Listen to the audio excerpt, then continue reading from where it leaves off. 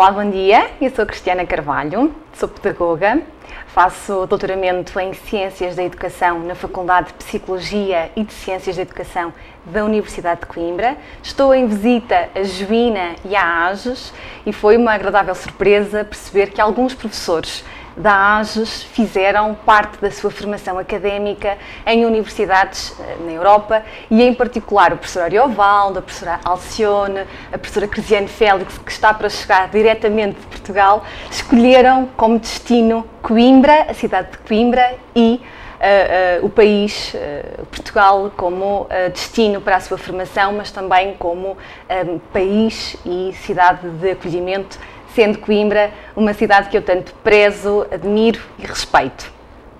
Eu gostaria de aproveitar este momento festivo que o Brasil viveu no decorrer desta semana, que envolveu o Carnaval, para falar sobre comportamentos de risco.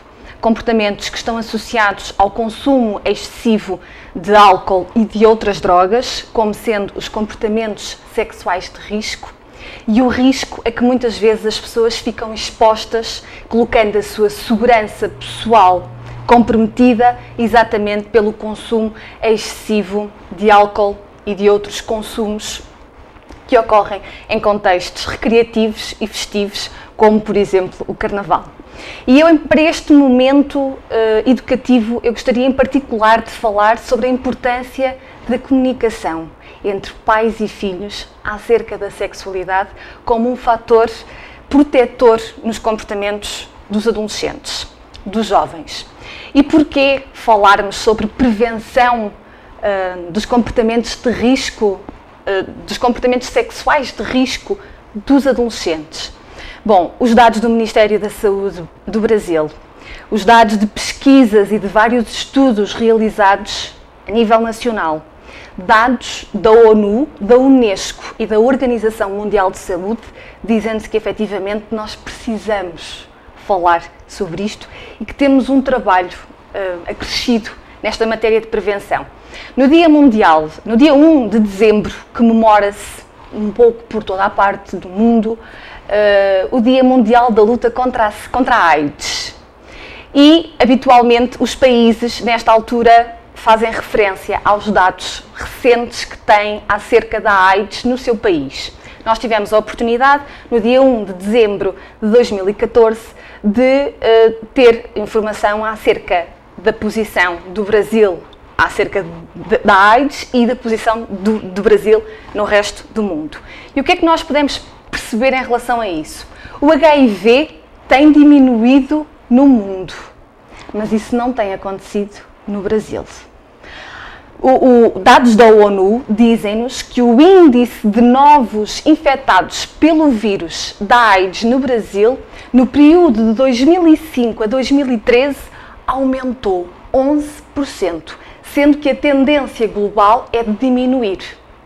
Mas, em particular, eu gostava de ressaltar que entre os 15 e os 24 anos, no período de 2006 a 2012, houve um aumento em 6 anos dos jovens com esta faixa etária de 53%, sendo que é um aumento superior ao da população geral, e no resto do mundo, nesta faixa etária, no período de 2001 a 2012, houve uma diminuição de 32%. Portanto, estes dados apontam-nos necessidades de prevenção, especificamente nesta faixa etária, que envolvem o uso do preservativo, o uso da camisinha. Gostava também de partilhar convosco dados que encontrei em relação à AIDS no Brasil, que nos dizem que na última década 34 mil jovens contraíram no Brasil a AIDS, sendo que, segundo o estudo da Unifesp de 2012, 1/3 dos jovens refere quase nunca ou nunca utilizar preservativo nas suas interações sexuais. E segundo o boletim epidemiológico da AIDS de 2014, vivem com AIDS no Brasil 734 mil pessoas. E o Ministério da Saúde prevê que destas, 150 mil não saibam que estão infectadas com o vírus do HIV. Portanto, estes dados são suficientemente claros, são suficientemente evidentes para percebermos que precisamos de medidas políticas e de ações educativas, preventivas e de promoção da saúde sexual e reprodutiva, em particular nesta faixa etária entre os jovens, e precisamos efetivamente da aliança da escola com a família para atuarmos em termos educativos em matéria de prevenção. E porquê é que é tão importante a comunicação entre pais e filhos sobre sexualidade? E do que é que nós falamos efetivamente quando falamos sobre sexualidade? O que é a sexualidade? No senso comum, nós encontramos muitas pessoas que pensam que quando falamos de sexualidade, falamos sobre sexo e órgãos sexuais. Mas este é um conceito limitado e equivocado, que deve-se muitas vezes ao facto das pessoas não terem tido oportunidade de estarem num contexto formativo onde este assunto possa ser debatido, esclarecido e onde possam ser desconstruídas uma série de crenças que as pessoas ainda trazem consigo acerca desta matéria. Então, na perspectiva da ciência, que isso sim nos importa, quando nós falamos de sexualidade, naturalmente que falamos sobre comportamentos sexuais e comportamentos preventivos em matéria de gravidez, quando ela não é desejada, e do contágio de doenças sexualmente transmissíveis, como, por exemplo, da AIDS. E quando nós falamos de sexualidade, falamos também sobre aspectos como os afetos, as emoções, sobre a diferença entre a amizade e o amor. Falamos sobre a capacidade de decisão e a afirmação pessoal, que é fundamental para resistir à pressão dos pares, do grupo de amigos, para comportamentos que não são desejáveis. Falamos de identidade sexual. Trabalhamos com os adolescentes o autoconceito, a autoestima. Falamos sobre as mudanças normais e naturais que acontecem no decorrer da puberdade. Falamos sobre a imagem corporal e sobre a importância de que os jovens percebam que não precisam de seguir padrões ideais de beleza que só minam a sua autoestima. Falamos sobre competências relacionais, competências na relação com o outro, que são fundamentais tanto no domínio íntimo, como no domínio pessoal, como no domínio social e também profissional. Falamos sobre e fazemos prevenção da violência no namoro. Falamos sobre papéis sexuais, métodos contraceptivos, sobre a importância da comunicação acerca da sexualidade, sobre a gravidez e sobre a importância de se fazer planeamento familiar, sobre a orientação sexual, sobre as questões de género, sobre a higiene associada à saúde, sobre os direitos e os deveres, sobre as diferentes famílias e as novas reconstituições familiares. Falamos sobre relações amorosas, fazemos prevenção de todas as formas de assédio, exploração e abuso sexual. Falamos sobre segurança pessoal, falamos sobre valores associados, por exemplo, ao respeito e à importância do respeito para a diferença, em relação à diferença, para que possamos viver numa cultura de paz e em harmonia. Falamos e trabalhamos com os adolescentes e com os jovens a importância de dizer não, de resistir à pressão do grupo de pares para comportamentos que não são desejáveis. E também trabalhamos a importância de respeitar um não, porque não é não, e quando se força ou quando se obriga alguém a algo que não é consentido nem desejado, é crime. E, portanto, falamos sobre direitos humanos, falamos sobre nós, falamos sobre aquilo que nós somos enquanto pessoas. E falamos sobre um aspecto que preocupa geralmente as famílias e os pais, que tem a ver com a felicidade dos filhos, porque nós falamos sobre diversos assuntos que têm a ver e que influenciam a nossa felicidade e o nosso dia-a-dia, influenciam a nossa vida. E segundo a Organização Mundial de Saúde, a sexualidade integra sentimentos, influencia os nossos pensamentos, os nossos sentimentos, as nossas ações e a forma como nós interagimos com o outro. E, portanto, influencia não só a nossa saúde física, mas também a nossa saúde mental. O próprio Ministério da Educação português considera que quando falamos de sexualidade, nós contribuímos para uma vivência mais informada, mais gratificante, mais autónoma e mais responsável da sexualidade. E perante todas as evidências científicas, perante todos os dados que nós obtemos das diversas pesquisas, dos diversos estudos que são feitos ao longo do tempo, nos diversos países, é do consenso científico, é do consenso em termos de saúde e ao nível da educação, quando nós fazemos educação sexual na escola e em casa, nós não contribuímos, nós não promovemos o início precoce das relações sexuais entre os jovens. É exatamente ao contrário, é o inverso. Jovens que têm a oportunidade de participar num contexto formativo continuado, como a escola e a família, tendem a adiar, a ter mais tarde a sua primeira relação sexual e, quando decidem fazê-lo, têm muito mais comportamentos de proteção, usam muito mais o preservativo de forma consistente e frequente do que aqueles que não têm essa oportunidade. Gostaria então de realçar aquilo que alguns estudos nos indicam acerca da comunicação entre pais e filhos. Então reparem, parece que a comunicação positiva, baseada no apoio, proximidade e calor afetivo, e uma comunicação aberta entre pais e filhos contribuem para que os jovens definam os seus valores em relação à saúde e tomem decisões mais saudáveis e responsáveis em matéria de sexualidade. Os estudos também nos dizem que os jovens que sentem mais dificuldade em ter um diálogo caloroso com os pais apresentam mais comportamentos sexuais de risco, mais problemas de consumo de drogas, mais sofrimento emocional e mais problemas escolares. Ao contrário dos jovens que conversam com os pais sobre sexualidade, que apresentam menos comportamentos sexuais de risco, menos sintomas de depressão na adolescência e ansiedade e mais autoconfiança e autoestima.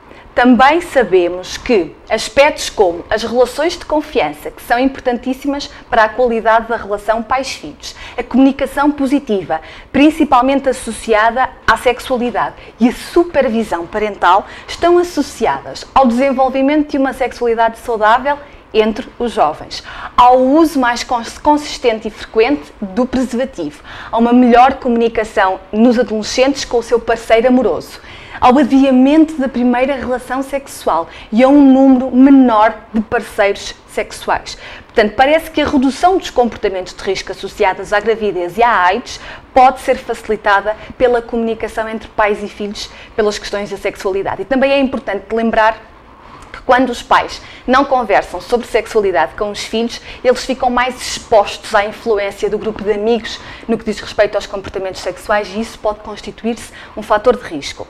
Outro aspecto importante no que diz respeito à comunicação é que a comunicação é um comportamento aprendido. E é aprendido através da observação da forma como os pais conversam, comunicam entre si e como comunicam com os filhos. E também envolve o treino, a prática, o desenvolvimento destas habilidades. E, portanto, nós sabemos que a comunicação frequente com os pais sobre esta matéria aumenta a facilidade, a abertura e a frequência com que os jovens conversam com o seu parceiro amoroso acerca das questões da sexualidade. E isto é importante porque jovens que conversem frequentemente entre si, no contexto de uma relação amorosa, assuntos relacionados com a sexualidade, tomam decisões mais seguras, usam de forma mais frequente o preservativo, adiam com mais facilidade uma relação sexual e, no caso das raparigas, das moças, em relação ao parceiro masculino, tendem a ter mais comportamentos de proteção e existe menos casos de coerção sexual e de contacto sexual indesejado. Eu gostaria, quase para terminar, de partilhar convosco dados da minha pesquisa de um dos resultados do meu doutoramento, que tem a ver com a comunicação entre os adolescentes portugueses com o seu parceiro amoroso ou parceira e com a família. Este estudo envolveu 600 adolescentes com uma média de idades de 17 anos e nós podemos perceber o seguinte: pais que utilizam uma comunicação positiva quando abordam o tema da sexualidade com os filhos, estes adolescentes tendem a usar também uma comunicação mais positiva com o parceiro amoroso. Pais que utilizam uma comunicação negativa baseada no controle e na ameaça quando abordam ou quando se conversa sobre a sexualidade, estes adolescentes também tendem a utilizar estratégias de controle e de ameaça com o parceiro na relação íntima, com o parceiro amoroso. Isto significa que a comunicação entre pais e filhos influencia a forma como os adolescentes comunicam com o seu parceiro amoroso. E isto significa que nós precisamos de bons modelos educativos na aprendizagem das habilidades de comunicação. E outro aspecto importante que eu encontrei nesta amostra de adolescentes com uma média de 17 anos, os jovens que utilizam uma comunicação negativa tendem a ter atitudes negativas face à eficácia do preservativo, apresentam desconforto na compra do preservativo e desconforto na negociação do preservativo com o parceiro e têm uma imagem negativa acerca das pessoas que utilizam preservativo. Contrariamente aos que utilizam uma comunicação positiva com o parceiro amoroso, que têm um maior conforto na negociação do preservativo com o parceiro e têm também uma imagem mais positiva acerca das pessoas que utilizam preservativo. E, portanto, isto significa que uma elevada assertividade sexual e elevadas competências de comunicação na área da sexualidade são um fator de proteção, são um indicador do uso do preservativo. E, portanto, sendo os pais elementos centrais, possibilitando um contexto de aprendizagem destas habilidades de comunicação no contexto da família, para que os adolescentes possam fazer a transferência desta aprendizagem para o contexto das suas relações amorosas. Eu gostaria de dedicar umas palavras de reforço e de incentivo aos pais e às mães que eventualmente me possam estar a ouvir. Conversem com os vossos filhos. Conversem de forma aberta, disponível e calorosa. Deem suporte, apoio emocional aos vossos filhos. Se eventualmente sentirem-se desconfortáveis, pouco à vontade para falar sobre a sexualidade, conversem sobre todos os outros assuntos, porque os estudos também nos dizem que a comunicação geral no contexto da família, ela promove a qualidade da relação pais-filhos, que é extremamente importante, e ela também é um fator protetor em relação aos comportamentos de risco dos adolescentes.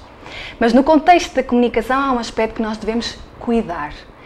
Tem a ver com os julgamentos que nós fazemos àquilo que ouvimos, a forma como reagimos àquilo que é dito pelos adolescentes, às brincadeiras, ao riso, à piada que às vezes é lançada no meio da conversa, aos comentários muitas vezes depreciativos, desvalorativos, aos comentários que são muitas vezes críticas destrutivas, que se transformam em barreiras à comunicação entre pais e filhos.